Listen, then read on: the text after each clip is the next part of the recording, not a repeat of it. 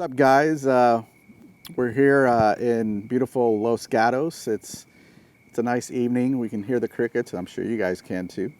Yeah, so we recently filmed a music video with Alex, who's sitting right here next to me.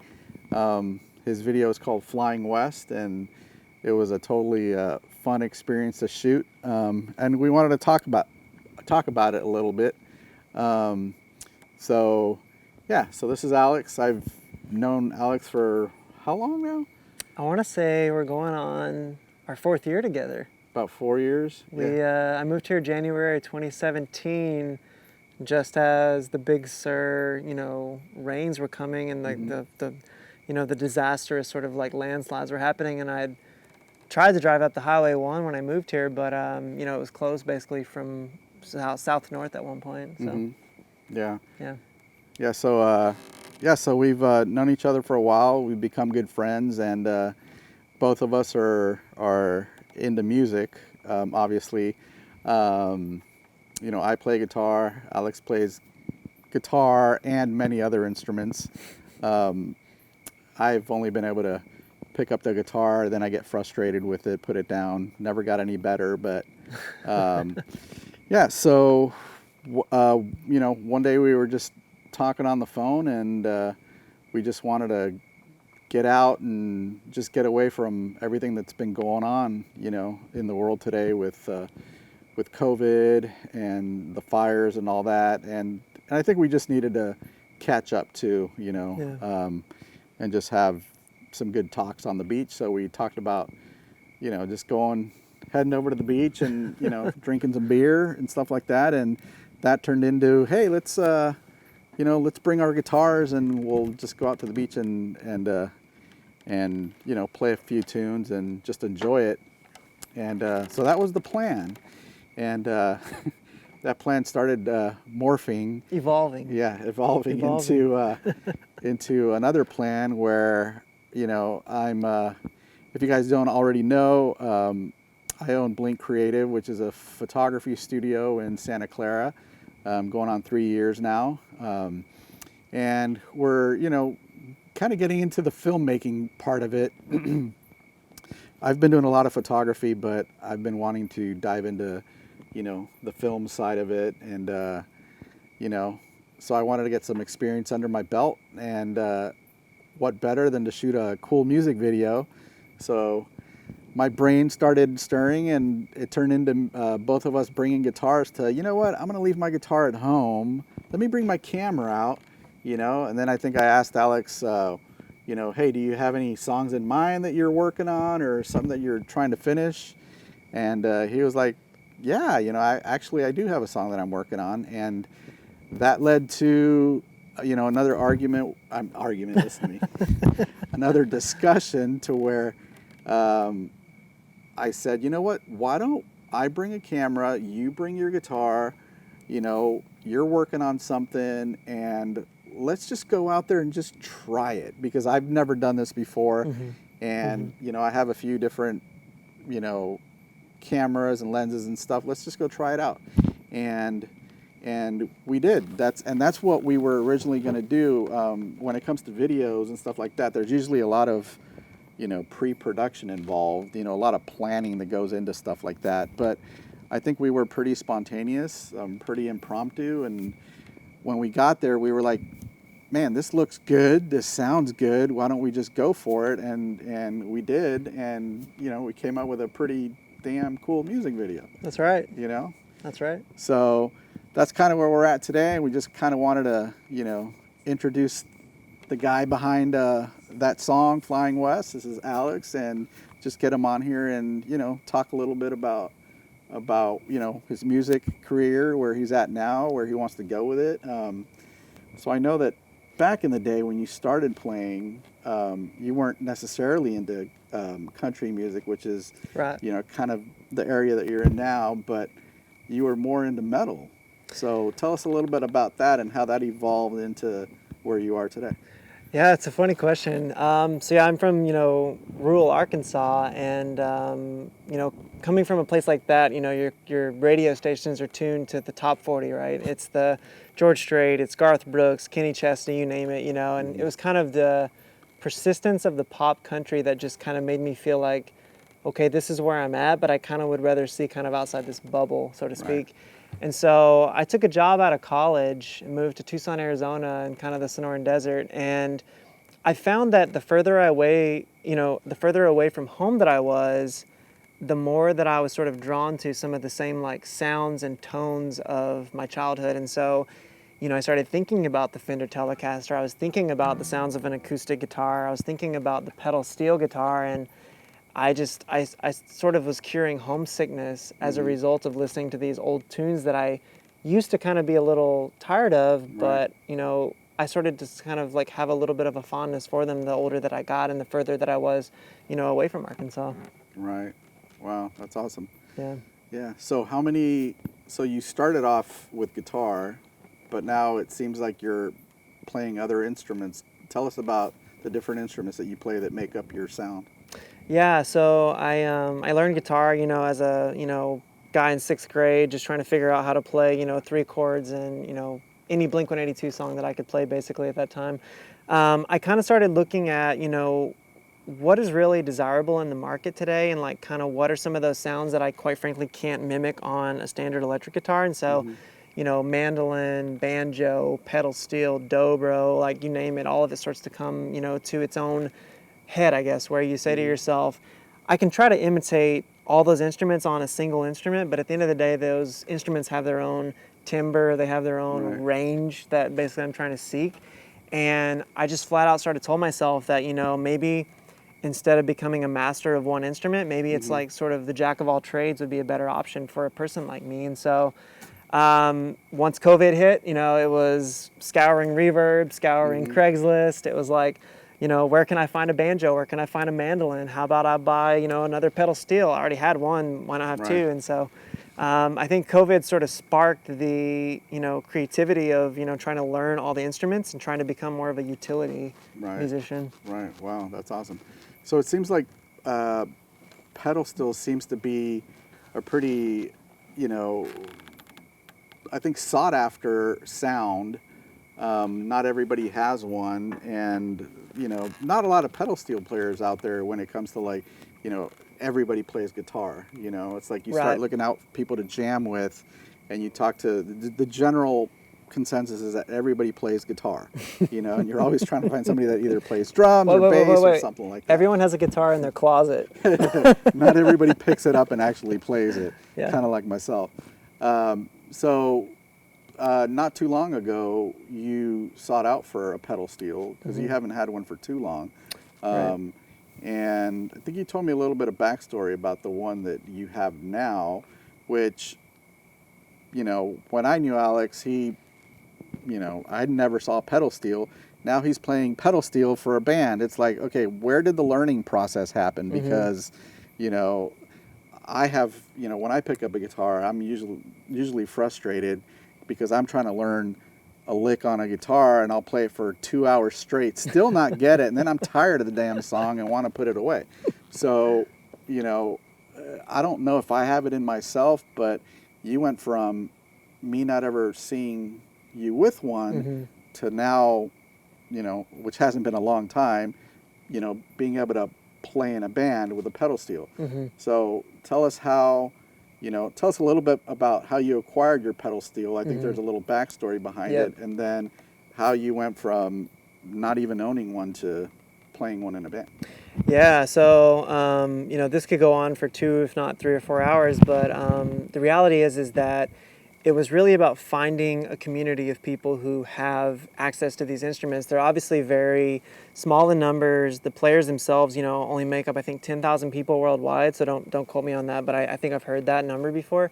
And so there's the steelguitarforum.com, which is kind of the place to sort of like purchase these instruments. And so I came across a guy who was selling what, is certainly a very desirable pedal steel. It's a 1974 Sho Bud LDG model. So this is sort of the Lloyd Green model, who is Mr. Nashville for anyone who's not aware. And, you know, quite frankly, the guy didn't know what he had whenever he was selling me the guitar. And so I asked questions about, you know, what was the pedal setup, you know, basically what was the history of the guitar, how did you acquire it, etc. And it turns out that largely he didn't have a lot of insight into that, and he kind of got it in an estate sale and kind of the luck of the draw, so to speak. And once it came in the mail, it was at least 179, if not 180 degrees different than what I thought it was going to be from when I ordered it from him. But isn't that disappointing? yeah, you know, and thankfully, I'll be honest with you, thankfully, COVID hit at the perfect time. It hit right as I received the guitar, found it in a condition that I didn't really think was ideal. And then it made me actually, in my evenings and weekends, dig into what's wrong with this guitar. How can I try to fix it? What things can I do? So, you know, right off the bat, I was pouring, you know, lighter fluid through the finger changer, you know, basically the fingers in the changer to try to relieve grease and debris and, you know, 20-something years of cigar smoke. Just, I mean, it was grimy. You know, end of the day, I am, you know, an amateur pedal steel player and also an amateur pedal steel mechanic, obviously. And so I ended up having to send it down into Oceanside in Southern California to this guy named Jim Palanskar, who runs Steel Guitars of North County. Great, you know, reputation there. I mean, really great guy. He knows his pedal steels in and out. But end of the day, now I have a beautiful 1974, you know, Sho Bud pedal steel guitar that has really like what I would describe as that tone from that time period where, you know, you really get a sense of what the pedal steel is all about through that guitar. And there's just really something special about that, and it's a vibe that I really have a difficult time coming to words with, you know, how to describe. Right. But as far as learning the pedal steel, you know, like any instrument, it's all about learning, you know, what's the tuning, what are the intervals between the notes, how can I go about playing a major chord, a minor chord, diminished chord, augmented chord, you name it.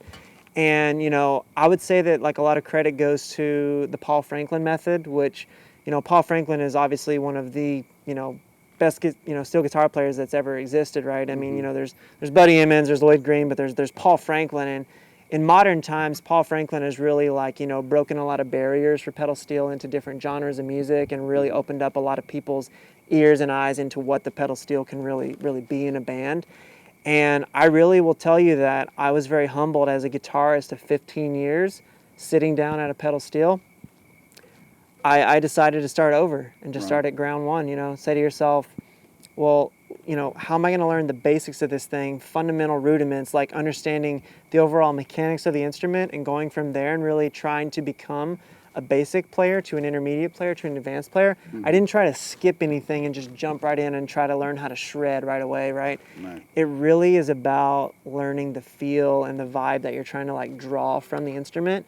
And when you have a vintage piece, you know, from the 70s that really speaks to you the way that this Sho Bud does, it's pretty easy to continue going on and really pushing yourself to try to understand the instrument and really just like dig in with both heels. Yeah, that's cool. So anybody that's wanting to learn pedal steel that has one, what would you recommend to them? Like, is there somebody that they should follow? Are there any courses online that they can look at? Yeah, I think the Paul Franklin method is probably the easiest way to go about that. It's obviously, you know, it can be really anything from the beginner side to the advanced side. It's got really literally everything you would ever need.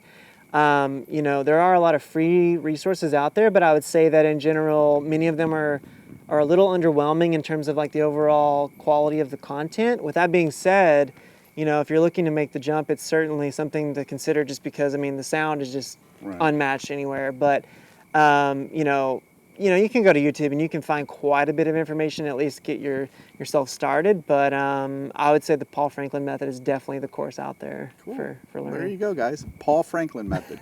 Check it out. I'm sure there's a website, and if there is, we'll link it right below. A shout out to Gordon Biersch. Thank you for producing this this video. Just kidding. We're having Gordon Biersch, though.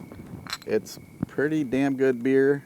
This one's called Clave Raider Blonde Bock. Really good. Alex is a beer lover too. I think he's more into the IPAs. Yeah.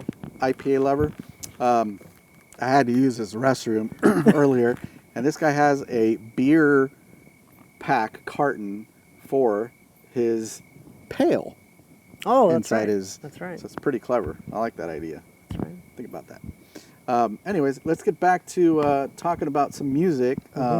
So we were on the subject of the pedal steel, and I want to talk a little bit more about that in how you incorporated that into your new video that you just came out with called Flying West. And there's a lot of cool instruments going on in that song, and one of them, which is undeniable, is the pedal steel guitar. So tell us a little bit more about how you got that into that song and how that came about.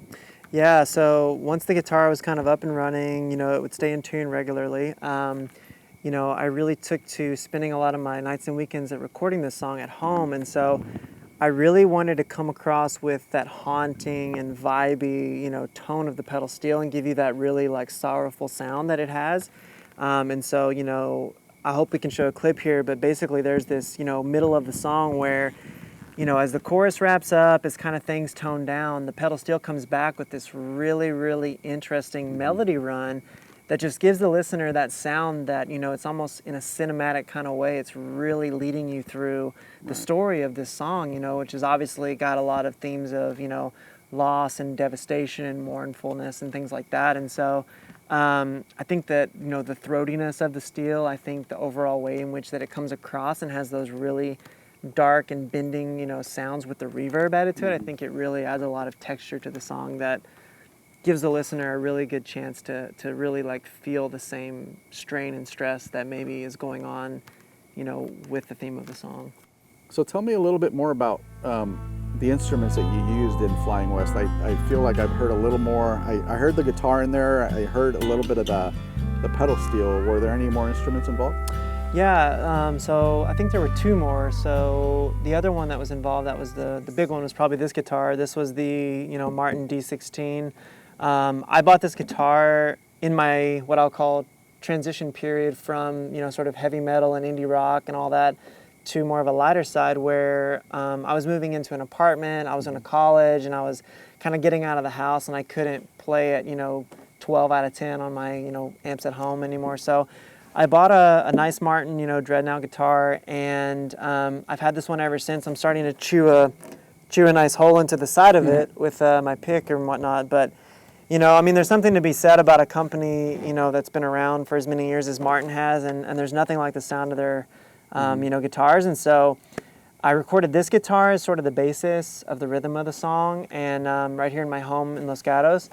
And then aside from that, I also recorded a Deering Sierra banjo. So I recently have become, sort of in love with the 5-string banjo, looking at, Appalachia and looking at a lot of other inspirations from kind of the South and Southern culture, and trying to want to incorporate that into my music. And so there's a little bit of a, regular pulsing banjo throughout the song as well, in the early parts as well as the later parts and kind of the breakdown section. And so yeah, the song was really composed of, guitar on my Martin, banjo on my Deering banjo, my Sho Bud pedal steel, and then my electric guitar, which is basically a sort of a Telecaster sort of replica. So it's a 60s Telecaster style that's kind of nicotine blonde from a guy named Dan Strain that's based out of Nashville. Makes beautiful guitars. Search Danocaster guitars and you'll find some of the most authentic and just really heartfelt replicas of sort of the vintage Fender era of the 50s and 60s.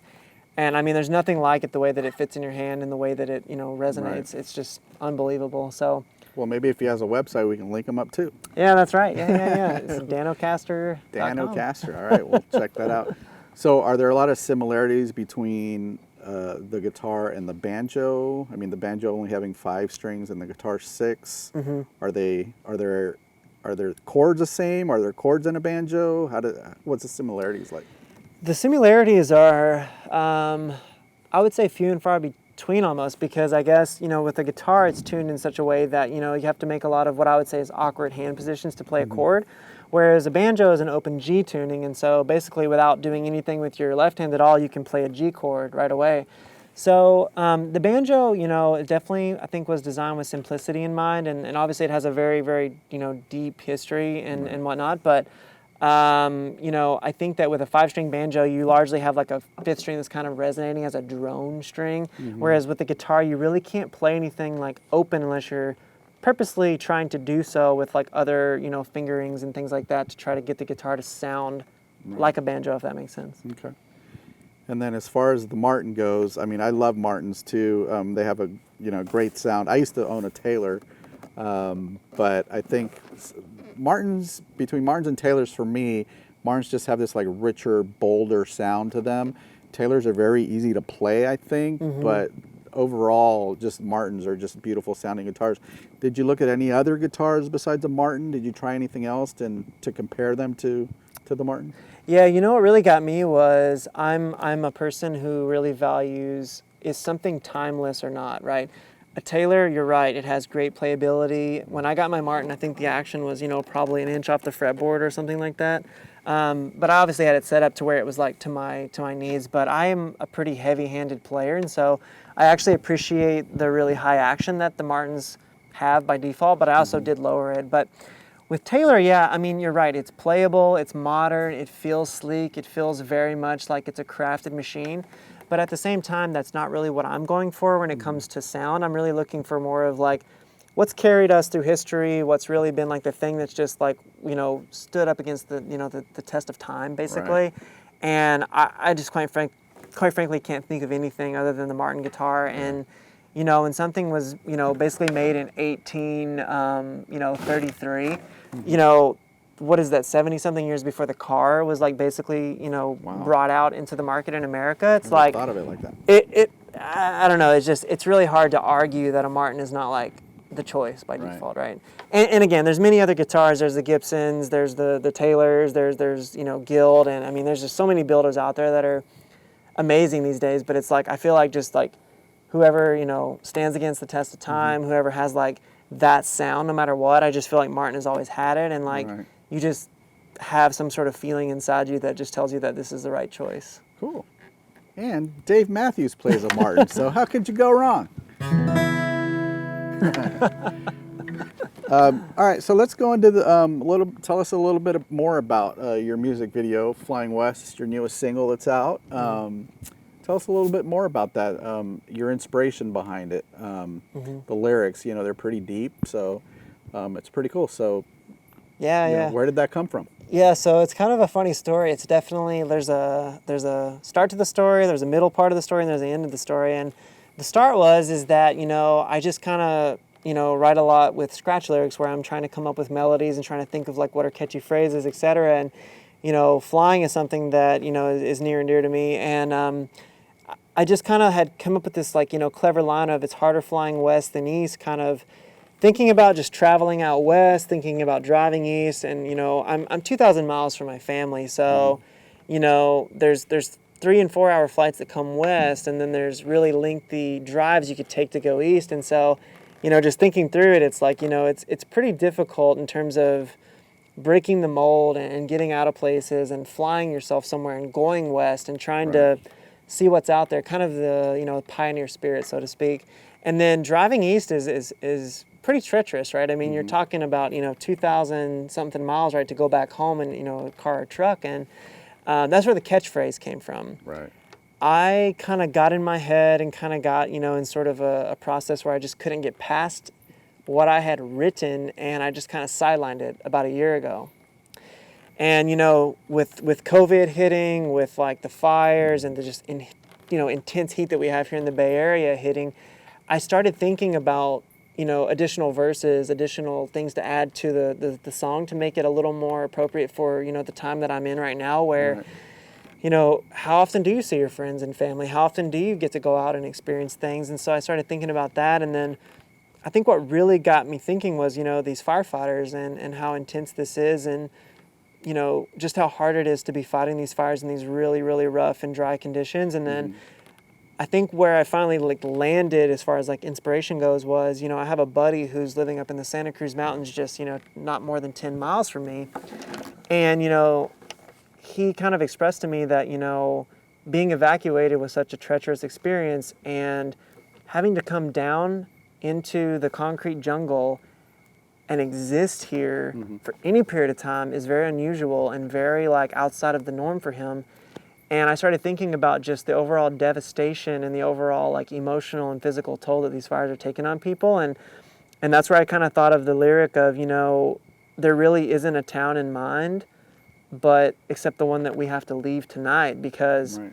I mean, these evacuations were happening, 4 in the morning, 5 in the morning, 6 in the morning, you name it. These people are being told to evacuate the only place they've ever thought of as home, right? And so I drew a lot of inspiration, and whether it be, it definitely was unfortunate, but it was unfortunate inspiration for this song to say, how painful that must feel to have to evacuate the place that you've known for your whole life. And then Right. second, that, when we're driving down the mountain headed into this, concrete jungle, there's really nowhere in mind I'd rather be other than where I'm, living. And Right. unfortunately you can't go there because there's obviously a fire that's drastically overtaking your property. So it was definitely deep stuff. And Wow. it was really good to, be able to apply that and be able to finish the song and be able to really, deliver something that felt complete to me. Yeah, that's awesome. And for those of you that are trying to do the math and figure out 2,000 miles from us, where Alex is from, Arkansas, correct? There you go. Music isn't your only passion. Tell us a little bit about your other hobbies. What do you like to do when you're not holding a guitar?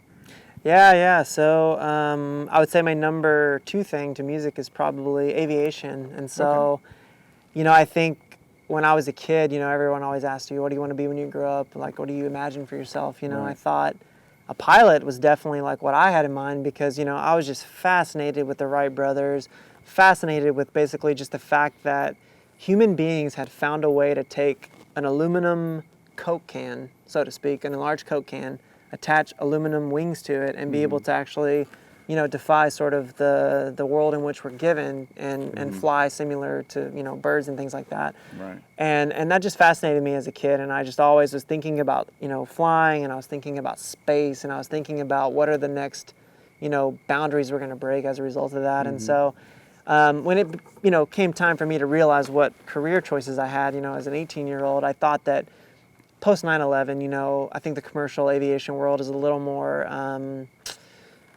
what's the word, maybe more competitive and maybe a little more tense than it was in the past, and it wasn't Right. such an ideal career anymore. And so I, consulted a family friend who was a captain with an airline, and he said, I would recommend doing something that supports you to pursue aviation as a hobby, and maybe you can work it into, a career at some point. I don't have that plan right now, but I can tell you that, there's not anything other than music probably that gives me such great satisfaction of, getting up early on a Saturday morning, having a really strong cup of coffee, and just going to the airfield, check the weather reports. You got, the sun's coming up, the orange sky turning to blue. I mean, there's some euphoria associated with these things. It's like a sense of freedom. It almost feels like you're just leaving everything behind. And it's all just you. It's your own world, and everything's taken a back seat. And it just, it's an amazing feeling. It is, yeah. And when you can be a human being sitting in a 1959 airframe, with a 200 and something horse engine, and you can go and fly 700 miles, in a matter of 4 hours, or you can go and have lunch, in the Central Valley, come back home or whatever within a matter of 1 or 2 hours. Right. There's just something about it. And I think for me, like what I've always said to people is that there's a perspective associated with flying in the air. I mean, there's just something about seeing the world from 1,000 feet above your normal view, 2,000 feet above your normal view, 8,000 feet above your normal view. I think there's something about it that really changes you as a person. And I can't explain what that really is, but it's special. And it's something that I've held on to tightly and don't see letting go of anytime soon. That's awesome. for sure. Yeah, that's awesome.